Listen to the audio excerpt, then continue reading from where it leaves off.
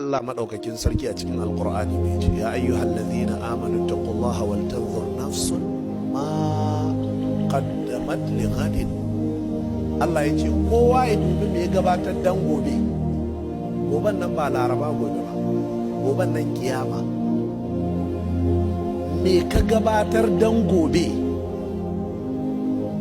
ba wai kai ta tunanin bari ka gina wa 'ya'yanka kaza, bari ka bude wa 'ya'yanka account kaza, bari kai wa 'ya'yanka kaza. Kai wai me ka tsinana wa kanka?